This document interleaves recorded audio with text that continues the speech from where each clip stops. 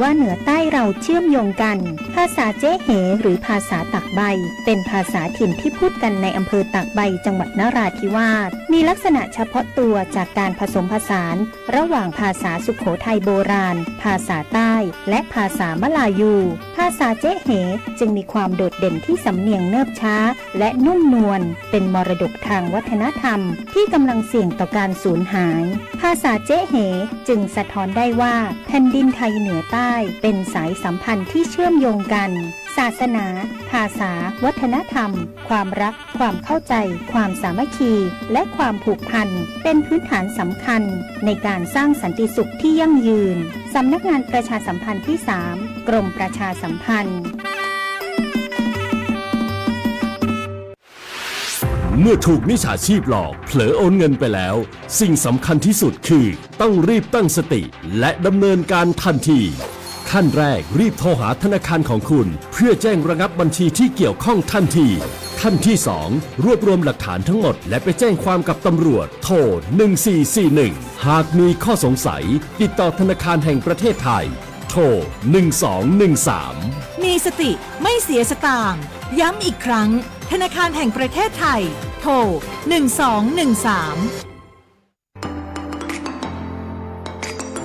ขับขี่ปลอดภัยเมืองไทยไร้อุบัติเหตุด้วยความห่วงใยจากสวท8 FM 91 เมกะเฮิรตซ์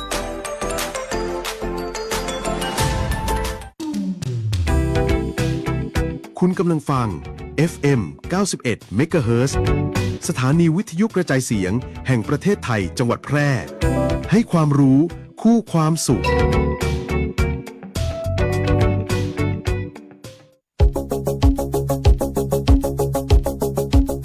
ข่าวสารฉับไวใกล้ตัวบริการทันใจร่วมแรงร่วมใจงานบ้านงานบุญประกวดราคาโปร่งใสและติดตามสภาพอากาศประจำวันโดยทีมข่าวสวทแพร่ FM 91 เมกะเฮิรตซ์สถานีข่าวดีของประชาชนคนเมืองแพร่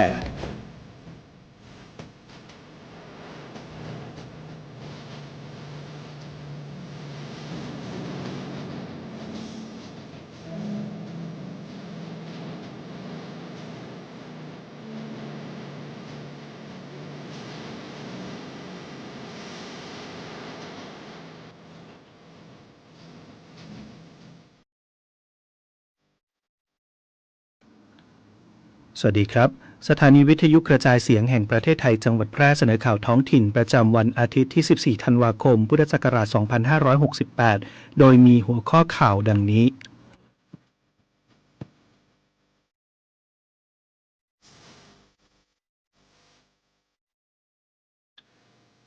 จังหวัดแพร่เตรียมความพร้อมรองรับโครงการรถไฟสายเด่นชัยเชียงรายเชียงของก่อนเปิดให้บริการปี 2571สำนักงานพาณิชย์จังหวัดแพร่เชิญเที่ยวงานแพร่ Local SDG Plus ส่งเสริมสินค้าเพื่อความยั่งยืนเกษตรจังหวัดแพร่ลงพื้นที่ติดตามชี้แจงและรับสมัครเกษตรกรโครงการพัฒนาสวนลำไยคุณภาพกองทัพบกประนามกัมพูชายิงจรวด BM-21 ตกในพื้นที่พลเรือนอำเภอกันทรลักษณ์จังหวัดศรีสะเกษทำให้ประชาชนได้รับบาดเจ็บกระทรวงคมนาคมและกระทรวงพลังงานมอบของขวัญปีใหม่ 2569 ลดค่าใช้จ่ายประชาชนเพิ่มความสะดวกการเดินทางท่องเที่ยวปลอดภัยทั่วไทยต่อไปเป็นรายละเอียดของข่าว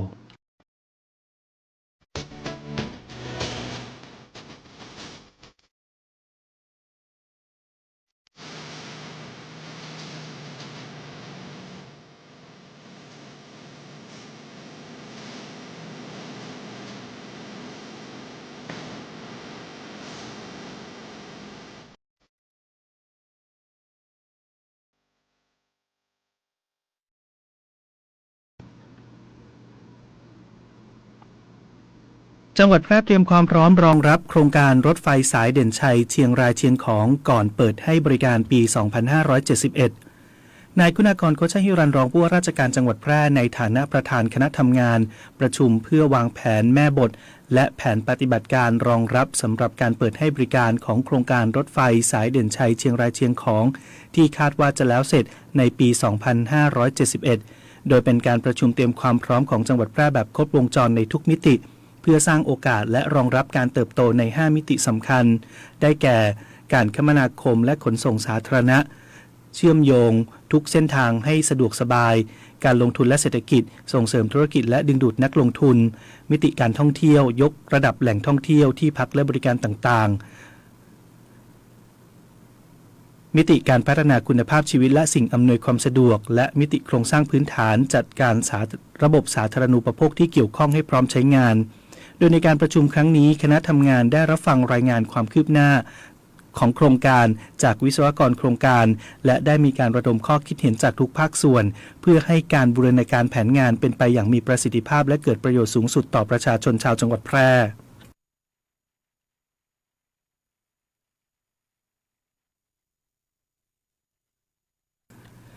สำนักงานพาณิชย์จังหวัดแพร่เชิญเที่ยวงานแพร่ Local SDG Plus ส่งเสริมสินค้าเพื่อความยั่งยืนสำนักงานพาณิชย์จังหวัดแพร่ขอเชิญประชาชนเที่ยวชมและเลือกซื้อสินค้าเพื่อความยั่งยืนในงานแพร่ Local SDG Plus ระหว่างวันที่ 17 ถึง 21 ธันวาคม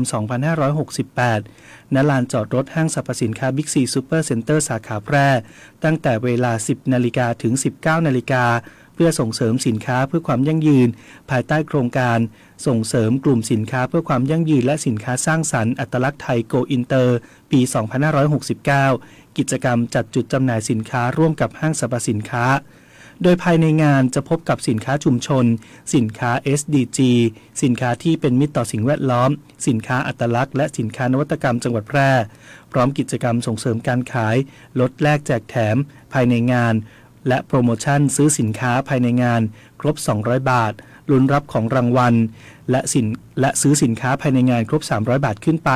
ลุ้นจับรางวัลเครื่องใช้ไฟฟ้าใน2 วันสุดท้ายของการจัดงาน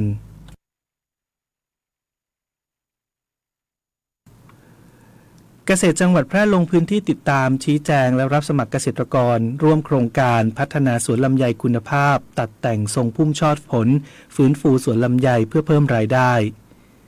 นางสาวอัญชลีปัญญากวาวเกษตรจังหวัดแพร่พร้อมด้วยหัวหน้ากลุ่มส่งเสริมและพัฒนาการผลิตสำนักงานเกษตรจังหวัดแพร่ลงพื้นที่ติดตามชี้แจงและรับสมัครเกษตรกรเข้าร่วมโครงการพัฒนาสวนลำไยคุณภาพตัดแต่งทรงพุ่มชอบผลฟื้นฟูสวนลำไยเพื่อเพิ่มรายได้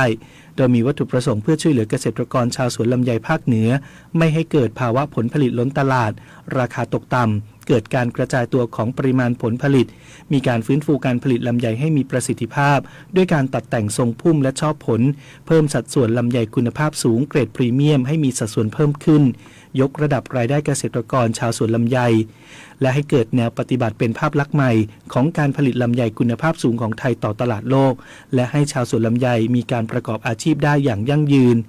พร้อมทั้งได้มีการร่วมแลกเปลี่ยนความคิดเห็นแนวทางการพัฒนาสวนลำไยกับเกษตรกรผู้ปลูกสวนลำไยในพื้นที่เกี่ยวกับประเด็นปัญหาอุปสรรคในการดำเนินโครงการซึ่งมีนายธเนศพลวงเจริญเกษตรอำเภอหนองม่วงไข่และเจ้าหน้าที่สำนักงานเกษตรอำเภอเมืองแพร่ร่วมลงพื้นที่สร้างการรับรู้ขับเคลื่อนโครงการด้วยณแปลงเรียนรู้การผลิตลำไยคุณภาพหมู่ที่ 4 ตำบลบ้านถิ่นอำเภอเมืองแพร่จังหวัดแพร่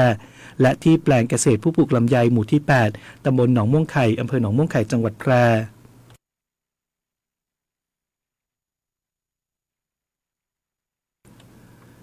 กองทัพบกประนามกัมพูชายิงจรวด BM-21 ตกในพื้นที่พลเรือนอำเภอกันทรลักษณ์จังหวัดศรีสะเกษทำให้ประชาชนได้รับบาดเจ็บ4 รายกรณีที่ฝ่ายกัมพูชาใช้อาวุธจรวด BM-21 ยิงตกเข้ามาในพื้นที่พลเรือนจังหวัดศรีสะเกษทำให้ประชาชนได้รับบาดเจ็บจากสะเก็ดระเบิดจำนวน4 รายโดยมีอาการสาหัส2 รายทางกองทัพบกได้ประนามการกระทำของกำลังทหารกัมพูชาอย่างรุนแรงต่อเวทีประชาคมระหว่างประเทศซึ่งเหตุการณ์ครั้งนี้เป็นหลักฐานชัดเจนถึงการละเมิดต่อหลักสิทธิมนุษยชนและกฎหมายมนุษยธรรมระหว่างประเทศอย่างร้ายแรงขณะที่กระทรวงการต่างประเทศกังวลกรณีคนไทยในกัมพูชาที่ยังไม่สามารถเดินทางกลับประเทศได้สะท้อนถึงการขาดความเข้าใจและเคารพในกฎหมายสิทธิมนุษยชนระหว่างประเทศซึ่งกระทรวงการต่างประเทศเตรียมเร่งเจรจาต่อไปส่วนคนไทยที่ต้องการเดินทางออกทันทีขอให้เดินทางไปยังท่าอากาศยานสิมราชโดยกระทรวงการต่างประเทศจะประสานงานให้ขณะที่ทุกเหล่าทัพยังคงปฏิบัติการตอบโต้ทางทหารอย่างต่อเนื่องจนกว่ากัมพูชาจะยุติการกระทำใดๆที่เป็นภัยต่อประเทศไทยโดยกองทัพเรือยังเปิดปฏิบัติการยุทธการประจวบคีรีขันธ์ประจันตคีรีเขต เพื่อปกป้องความมั่นคงและความปลอดภัยของประชาชนตามแนวชายฝั่งอ่าวไทยด้วย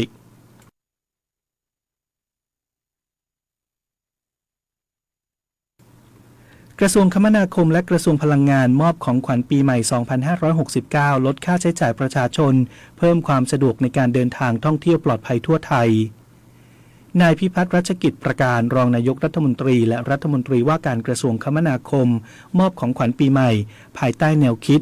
HNY 2569 Happiness for All Network of Care Year of Safety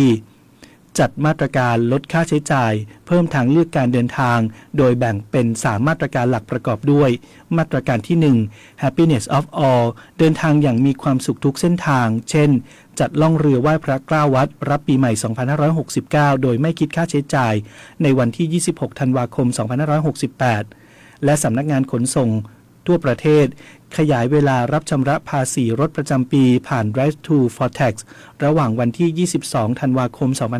2568 ถึง 2 มกราคม 2569 เว้นวันหยุดราชการในเวลา 7:30 น.ถึง 18:00 น.ณ สำนักงานขนส่งทุกแห่งทั่วประเทศนอกจากนี้ยังยกเว้นค่าธรรมเนียมผ่านทางมอเตอร์เวย์หมายเลข 7 และหมายเลข 9 ระหว่างวันที่ 30 ธันวาคม 2568 เวลา 0:01 น.ถึงวันที่ 5 มกราคม 2569 เวลา 0:00 น.เปิดใช้ทางหลวงพิเศษหมายเลข 6 หรือ M6 บางปะอินนครราชสีมาชั่วคราวรวมทั้งจัดโปรโมชั่นไปก่อนกลับทีหลังลดค่าโดยสาร 20% ให้ผู้ใช้บริการบขส.ที่จองตั๋วผ่านช่องทางออนไลน์ช่วงเดินทางกลับระหว่างวันที่ 6-8 มกราคม 2569 สามารถซื้อตั๋วได้ถึงวันที่ 15 ธันวาคม 2568 มาตรการที่ 2 Network of Care จัดตั้งศูนย์อาชีวะอาสาร่วมด้วยช่วยประชาชนกว่า 150 จุดทั่วประเทศเปิดจุดพักรถและจุดกางเต็นท์แนะนำให้ใช้แอปพลิเคชัน Highway Traffic เพื่อตรวจสภาพการจราจรและเปิดสายด่วน 1146 ให้ข้อมูลและประสานความช่วยเหลือตลอด 24 ชั่วโมงและมาตรการที่ 3 Year of Safety จัดกิจกรรมตรวจรถฟรีขับขี่ปลอดภัยทั่วประเทศด้านกระทรวงพลังงานโดยการไฟฟ้าฝ่ายผลิตแห่งประเทศไทยหรือกฟผ.มอบ3แคมเปญกฟผ.ส่งความสุขปีใหม่คนไทยใส่ใจรักโลกได้แก่ 1. ของขวัญเบอร์ 5 แทนคำขอบคุณที่รักกันมอบส่วนลดผลิตภัณฑ์เบอร์ 5 วันละ 1,000 สิทธิ์รวม 30,000 สิทธิ์ 2. ชาร์จใจชาร์จไฟคนละครึ่งไปกับ Alexa มอบคูปองส่วนลดค่าชาร์จรถยนต์ไฟฟ้าคนละครึ่งที่สถานี Elect by EGAT ทั่วประเทศตั้งแต่วันที่ 15-31 ธันวาคม 2568 และ 3. เติมพลังชีวิตใกล้ชิดธรรมชาติมอบคูปองส่วนลดที่พักเขื่อนทั้ง 8 แห่งของกฟผ.ส่งเสริมการท่องเที่ยวกระตุ้นเศรษฐกิจกระจายรายได้สู่ชุมชนนายกย้ำให้ประชาชนยึดหลักไม่เชื่อไม่รีบไม่โอนป้องกันสแกมเมอร์ขอให้ความมั่นใจนะครับว่ารัฐบาลจะให้ความคุ้มครองผู้แจ้งเบาะแสอย่างเต็มที่และอยากจะขอย้ำอีกครั้งหนึ่งว่าให้แจ้งในช่องทางที่มีอำนาจหน้าที่โดยไม่รอช้าเพื่อให้เจ้าหน้าที่ได้ดำเนินการได้อย่างทันท่วงทีและถูกต้องตามกฎหมายขอให้พี่น้องประชาชนได้ยึดหลักเพียง3ข้อก็คือไม่เชื่อไม่รีบและไม่โอน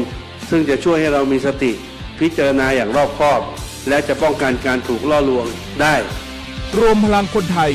ต้านภัยสแกมเมอร์นายอนุทินชาญวีรกูลนายกรัฐมนตรี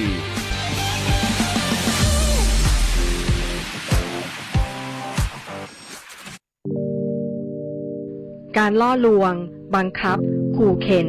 กักขังผู้หญิงหรือเด็กเพื่อการค้าประเวณีใช้แรงงานเยี่ยงทาสหรือเป็นขอทานล้วนแต่เข้าข่ายความผิดฐานค้ามนุษย์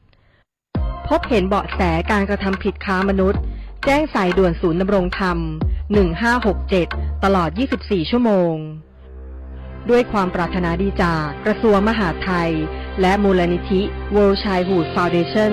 ในสมเด็จพระราชินีซิลเวียแห่งสวีเดนกฎหมายง่ายจังแค่ฟังก็เข้าใจโดยสำนักงานกิจการยุติธรรมตอนแกล้งโทรทดสอบตำรวจ191ฮัลโหลช่วยด้วยค่ะคุณตำรวจมีคนตีกันที่บ้านฉันรีบมาเลยนะคะอ้าว แล้วใครตีกันเหรอไหนตำรวจจะมากันกี่โมงเนี่ย ไม่หรอก ฉันอยากรู้ว่าตำรวจจะมาเร็วแค่ไหนเฉ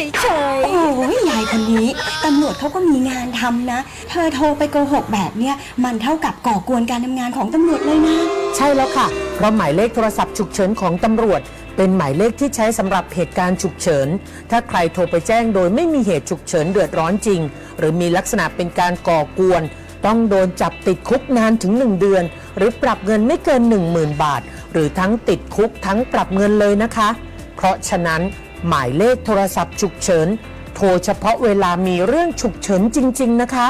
ตายแล้วงั้นฉันต้องโทรไปยกเลิกแล้วจะยกเลิกได้ไหมเนี่ยเร็วเลยหาเรื่องทำผิดกฎหมายแล้วไหมล่ะหากสงสัยเรื่องกฎหมายหรือได้รับความไม่เป็นธรรมติดต่อสำนักงานยุติธรรมจังหวัดทั่วประเทศหรือโทรสายด่วนยุติธรรม1111กด77นะ จะบอกให้ตุกห้อนนอนก็บลับขยับไปทางใดก็เจอกับปัญหาบ่ว่าจะเป็นเรื่องน้อยหรือเรื่องใหญ่ถ้าเป็นปัญหาตามกฎหมายอัยการช่วยได้หากท่านมีปัญหาต้องการคำแนะนำและช่วยเหลือตามกฎหมายปรึกษาได้ที่สำนักงานอัยการทั่วประเทศหรือสายด่วนปรึกษากฎหมาย1157สำนักงานอัยการสูงสุดที่เปิ่งด้านกฎหมายของรัฐและประชาชน3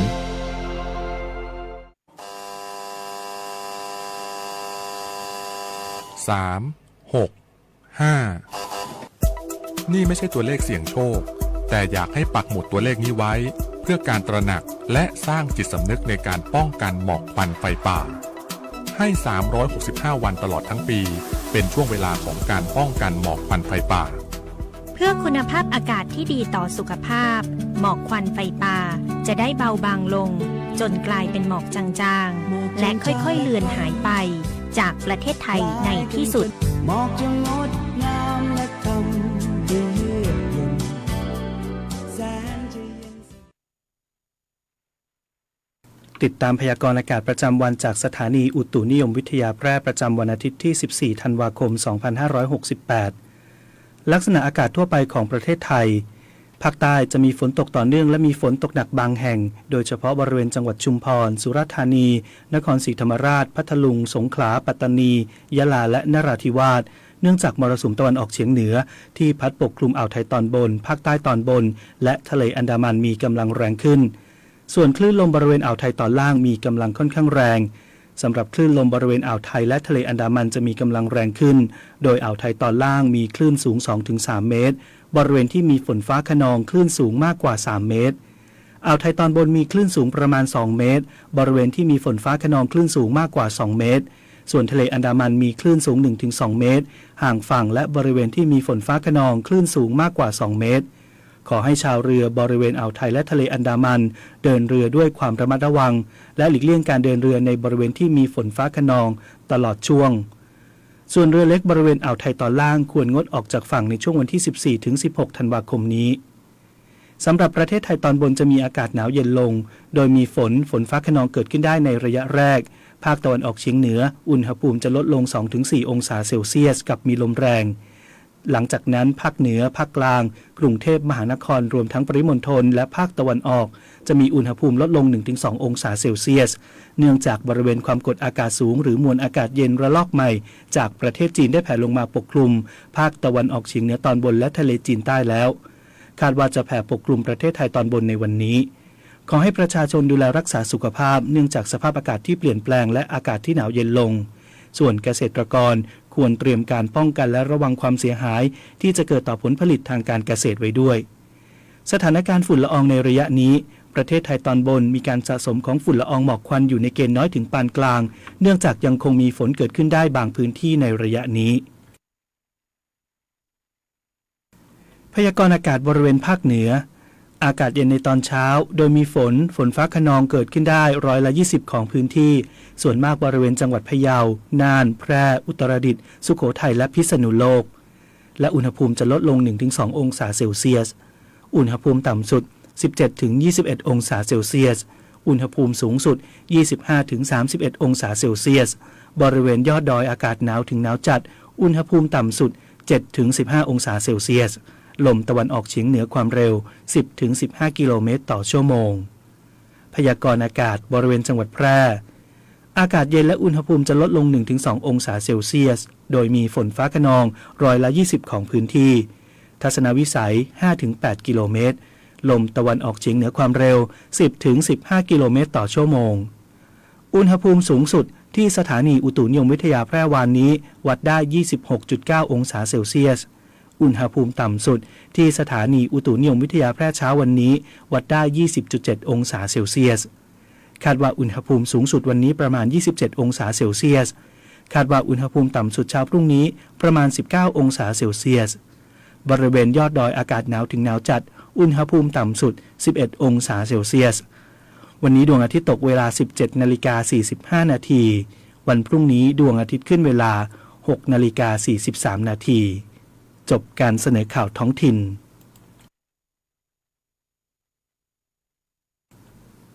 พระสถิตอยู่ในใจตราบนิรันดร์น้อมสำนึกในพระมหากรุณาธิคุณเป็นล้นพ้นอันหาที่สุดมิได้ข้าพระพุทธเจ้าข้าราชการและเจ้าหน้าที่สถานีวิทยุกระจายเสียงแห่งประเทศไทยจังหวัดแพร่ธนชัยสุวรรณากาศอ่าน